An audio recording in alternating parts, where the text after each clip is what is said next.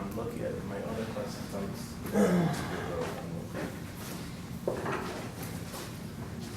Okay, let me type your word code in and see what we got.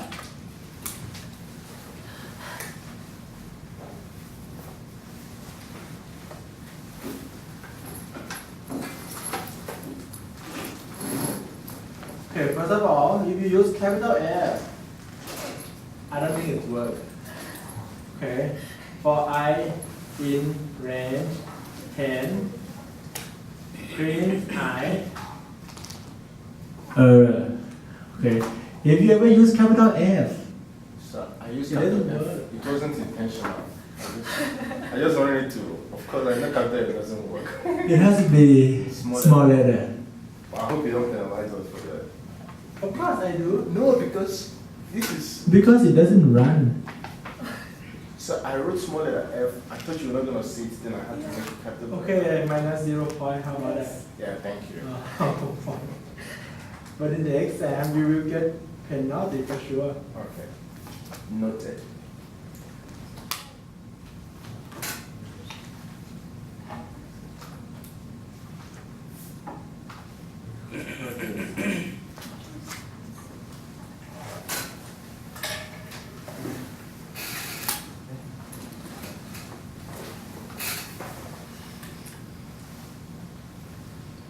Yeah, where you have to indent after for. Otherwise, what's going for loop? You have, what you have is like this. Oh, but I wrote the. What you have is like this. But I wrote correctly my code. You have to put one tab. Okay?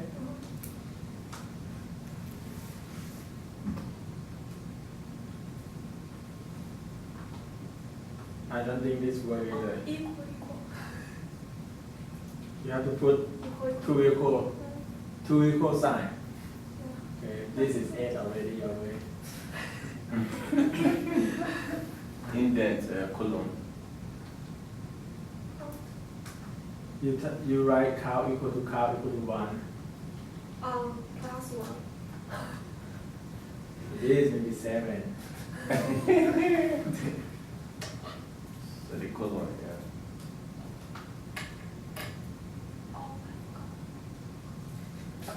I don't know what you did.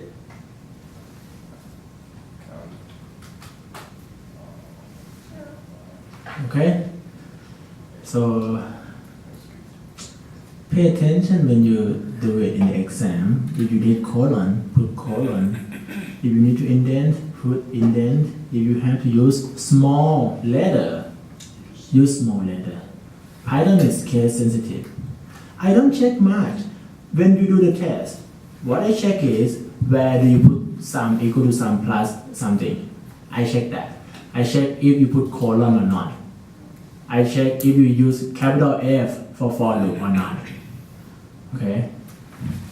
I don't have to check much. And each place, that's major mistake. Because the code doesn't run. Any mistake that you make is a major mistake.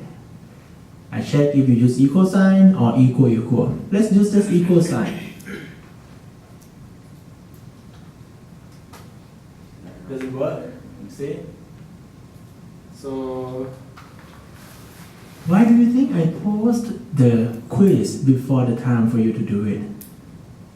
Because if you just do it, like right away, you will not even know whether it's work or not.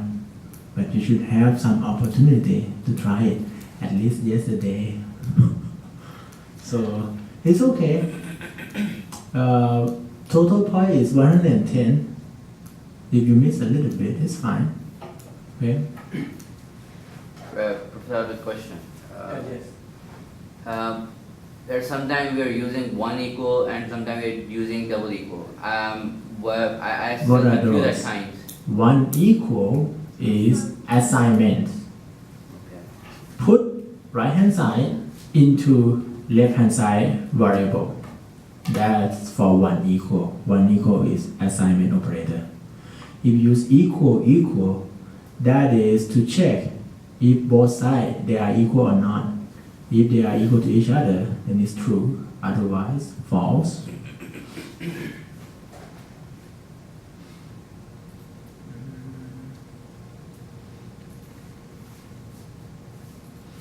Okay. Before we start, I would like to remind you that this week we don't have any homework. Okay, good.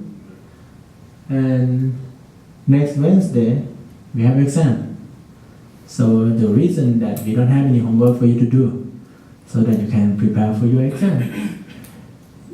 If you don't prepare, that's your choice, okay? But this week we don't have any homework. And Monday, after next Monday, 9th October, we have class in 110 instead of this room. Okay, 110 for October 9, just that. The rest, just this room. Alright, last time we talked about bisection method. We talked about Newton-Raphson. So this time we will go over the code for Newton-Raphson and a little bit more programming and try to wrap up if we can.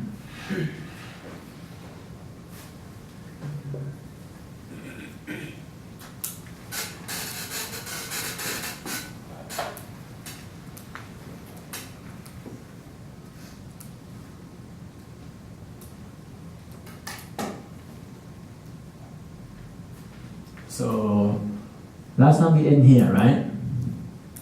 On input 47, time it my bisection. Okay, let's take a look. Bisection, I have code in function, and I try to take the input as a function. Initial guess of the left side, initial guess of the right side, epsilon. When I write equal in the input parameter, that is for default value. We don't need to use that. Alright, so that is bisection, and we can use percent time it or percent time it to get the time. And so I get the time of my bisection method is about 500 microsecond. Alright, so bisection method without printing, I call it bisection plain, no printing, just do the calculation. Okay, when I don't do printing, it's somewhat faster, 74 microsecond. Okay, Is it just for comparing or? so I want to show you that printing can make it slow. Without any printing, it's faster. And I get the answer, input function, left hand side and right hand side. Are you ready to write this in the exam? Maybe?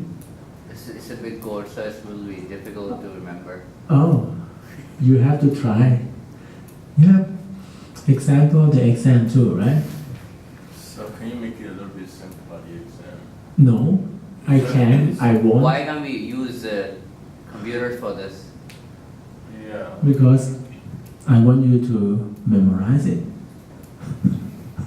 This is part of the training process. You want us to write the code on paper? I have been trained this way and it's worked, so I train you this way. It's going to be fine. Let's say you get 0 on exam 1. Will you get B? No, you can still get A. But I think you won't get 0. Maybe you get maybe 50 or something. It's okay. It's going to be okay. Don't drop the class, okay? It's going to be okay. Alright, let's do the plot.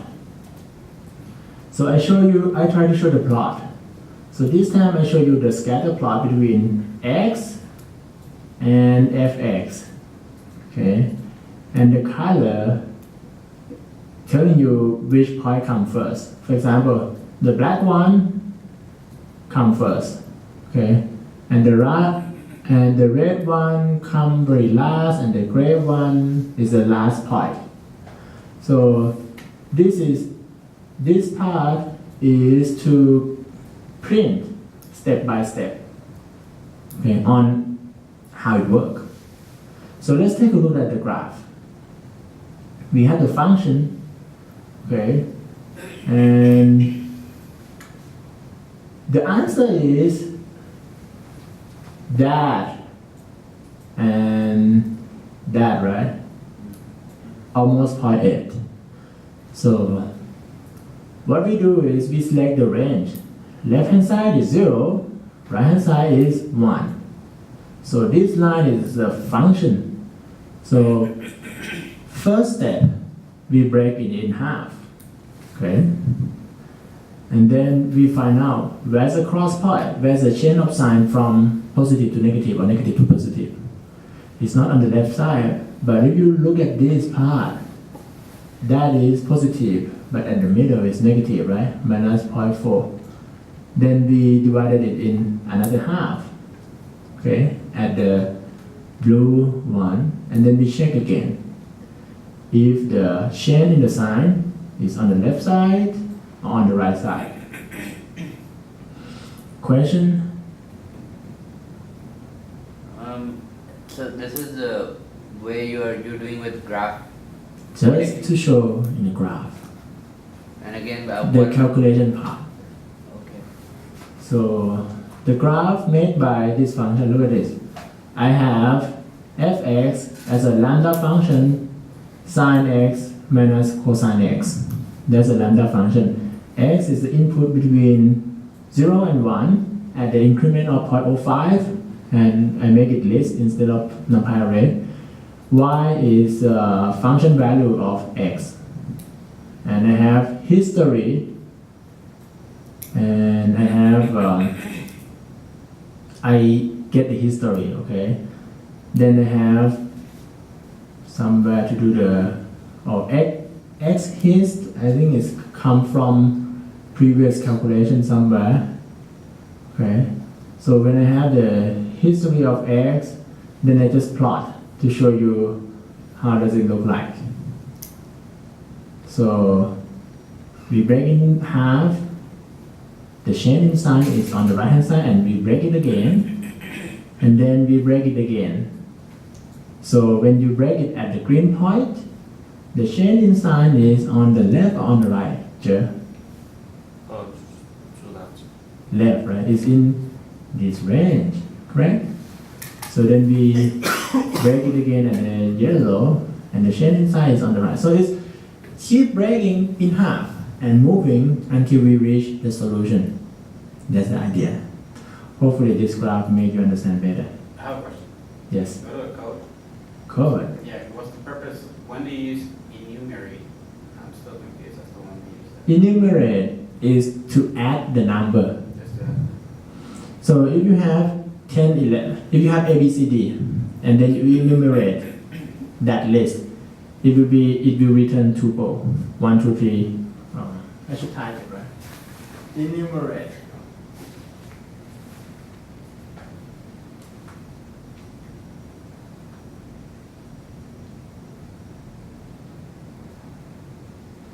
So that's A.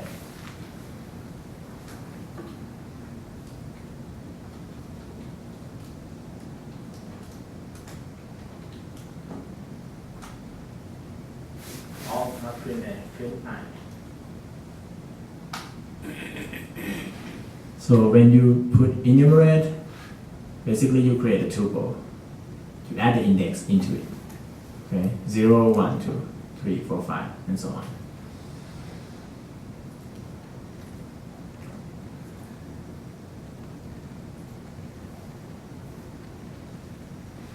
Alright, let's do more. Look at this, mat.log 10. Mat.log 10 equal to 2.3. So this is log base what? 10. Huh? Log base 10. Mat.log of 10 Yeah. So equal to 2.3. I mean, this is log base what? log base 10. Okay, log 10 base 10 equal to what? Natural log 1. Log 10 base 10 equal to 1. So if log 10 base 10 equal to 1, but this is not 1, so this is not base 10. When we type log, mat.log, that is natural log, base E. Okay, np.log10, that is base E. Okay, if you type np.log10, then that is base 10. Okay, if you just type log, that's base E. So mat.log10, this is base 10. Okay. So this function is how I put friction factor in. See, I have x, which is unknown. I have Reynolds number. I set initialize the value to be 1 times 10 to the power 5. Diameter, I put to be about 2 inch, 0.052 meter. Epsilon, 150 times e to the times 10 to the power minus 6. So that is 150 micron. And I type my equation in to calculate friction factor. 1 over square root f plus 4 multiplied by log base 10 of epsilon over d over 3.7. When you do it like this means d and 3.7 is in the denominator. Okay? Plus 1.256 divided by RE divided by square root f. But instead of f, I put it x. So this is how I put friction factor equation in. And by the next Wednesday, you should be able to do this with fixed point iteration, Newton method, bisection, in just calculator. So first step by the calculator. Okay? By calculator. No borrowing calculator during the exam. Okay, because the calculator is a programmable one. So what do you want us to do in a calculator that is not, the calculator is not written in Python? I want to. I just want to. This is to check if you really understand it or not. I just want to. You have problem? Yes, that's why you ask. It helps to really check if a student can do it or not. If you cannot do it by calculator, you don't understand it. For sure. Show me that you can do it in calculator. It's very easy. But if you cannot, please come to see me. Please. Okay?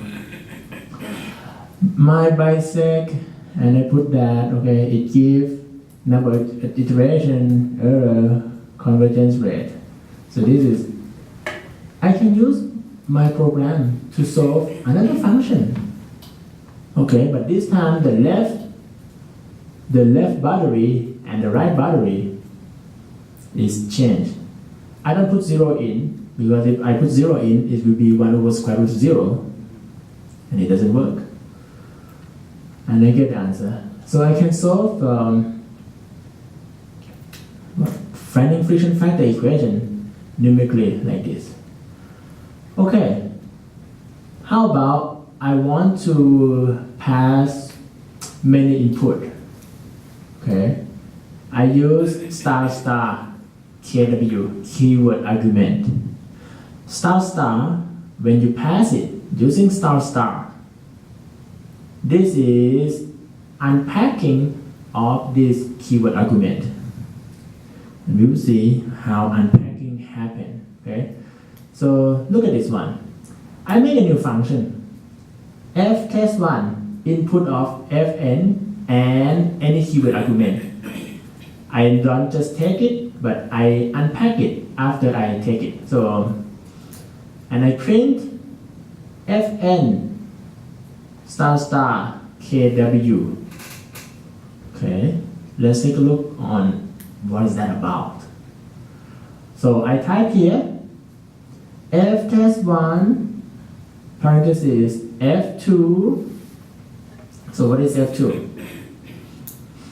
f2 is the name of the function that we previously created, right? Over here. That is fx2. And I put it here. And the rest, look at the way I put it. So I just have fx2. I don't have equal sign. Okay, pay attention to the equal sign. But the rest, I have equal sign. Okay, I have x equal to re equal to ep equal to, so I have equal sign. Okay, so this means the rest, when I put it in, is equivalent to this portion of the input part. So this means my ftest1 function can take as many arguments as I want. Okay, can be 10, can be 20, but those keyword argument has to come on the most right part. So first we put any argument in that's required first, and optional one we put it in later. So *kw is the optional one. Okay, so I type this line. What did it do? So basically I pass f2 into this, right? And I pass the rest of the input variable as a keyword argument, that part. So when type ftest1, basically I call that function. Okay, so this function will print another function. This function will try to call fn, which is a function name. See, anything that come before parentheses, so that is kind of function, right? So fn is a function that take the input as *kw. So you unpack that thing. So this is the input that's eventually put in there. Okay, so by use keyword argument, you can pass as many as you want to. Okay, so because of this, look at this. I pass x equal to something, I equal to something, ep equal to something. I pass it here, right? Then I go check fx2 of those things. So I have x, re, d, something, ep, and then I get this. What if I don't have the middleman? That is like the middleman, right? If I don't have the middleman, I just put it right here. I get the same answer. Look. You get my point? So keyword argument is to take the optional input in it. Okay? Why after lines? Why is the output of line 6 4.2? 4.2? Line 60. Line 60. The output is 4.2. How did it come about? How do we get that? This is the call to that function, right? Correct? And this function may call to that function. Print in parentheses. When you put print in parentheses and something, so first step, that statement has to be evaluated first. Before you can print, you have to know what to print, right? So when it tries to evaluate this thing, it calls the function that have the name of fn, the function fn, but in this place, the function fn is that function, fx2. And it's passed the input, and those are the input. So then it gets this. It is equivalent to typing this. But this time, if you do ftest1, you call another function first, and those functions pass the parameter again. Just question, yes. So what do you mean by optional input? Optional input means *kw. If you don't put anything, it's fine. But again, if you have to run It's the function, fine means it's fine up to that point. I'm not talking about this point, okay? So if you don't put anything for *kw, it's fine. If you put too many, it's fine too. Okay. Because Yes. line 61 is shorter than the option. Line 61 is when you call that function directly with the same input. But line 60 is to show when you call the middleman first. That is the middleman. What's the use of the middleman? To show you how does it work. Because we are going to use it in something even more, and you'll see it soon. So first step, try to understand the easy code first. This thing doesn't do anything. Actually, it doesn't do anything. It's just for you to understand how it works. What's the purpose of middleman? You will about to see. Okay. I write my function again. My bisect many input. Okay. My bisect many input. I have function name, left side, right side, epsilon, max iteration, and additional keyword argument. Okay. X history. The rest, they're the same. Okay. The same. Where do we use any additional keyword argument? What do you think? Look at this one. This function fx is required. What is fx? Fx, let me go up. Fx is, no, not lambda anymore. Oh, okay. That is fx. Fx is the function name. Okay. That function can take multiple input, right? What if that function is finding friction factor? For finding friction factor, you have one unknown, which is finding friction factor, right? But you also have other input constant that we need to know, like diameter, like roughness, Reynolds number. In order to tell what is the finding friction factor, you need to know something else. And look at this keyword argument. So my bisection method, when I calculate function value, I don't just call that function, I call function plus any keyword argument that it may need. So this make my bisection many input or my bisection algorithm be flexible. If I don't have star KW, what happened? This means my bisection cannot solve finding friction factor equation.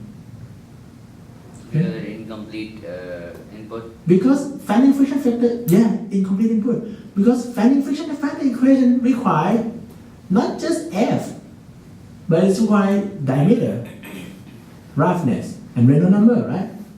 It's have additional input. Okay, so I get it now. So when you push the start KW, it leaves your function open to any number of entries. Yes, as many as we want.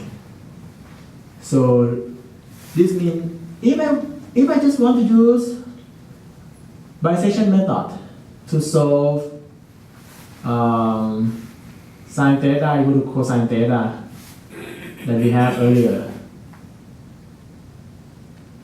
Where is that?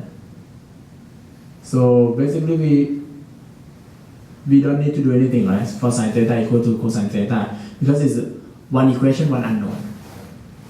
So for finding friction factor, it is also one equation, one unknown, but you require additional constant. How do you pass any additional constant? So if I don't do anything, it just do evaluation at that Reynolds number, that diameter, and that roughness. But if I want to solve that equation at other roughness, other Reynolds number, what do? I have to pass additional parameters. So I have to tell what is Reynolds number, what is diameter, okay, onto my bisection method, so that when my bisection method call that function, it pass the additional argument. Make sense now? Now you see the purpose of the middleman, right? Okay. All right. So that is the difference. Okay, that is the difference. And Just that. Just that is the difference. But it can do more. Take a look when I do the function call. When I do the function call, I have my function as usual, my left boundary, my right boundary, and keyword argument. D equal to 0.2, RE equal to 1E6. So this means roughness will equal to whatever default value that is set by that fx2, right? So default roughness is 150 micron. I can pass roughness to if I want to solve that roughness. And this kind of thing, you typically when you actually use a bisection method, you don't use your own bisection method, you use SciPy bisection method. But when you use SciPy bisection method, you have to know how to pass the additional argument via keyword argument. Okay, 1 underscore, what is this? Joe? So, is that answer? Come on. Is that answer? Ami? Daniel? It means, well, the 64 output is the same as it's like call back the function. ANS, right? It's the same as ANS in your calculator. So 1 underscore is the whatever output of the previous run. Underscore is output of 2 run ago. Okay.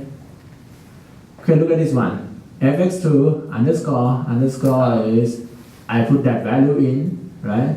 And I set D and I set random number. So this I just check if my bisection method work correctly or not, and it's worked correctly. Yes. So if you go back again,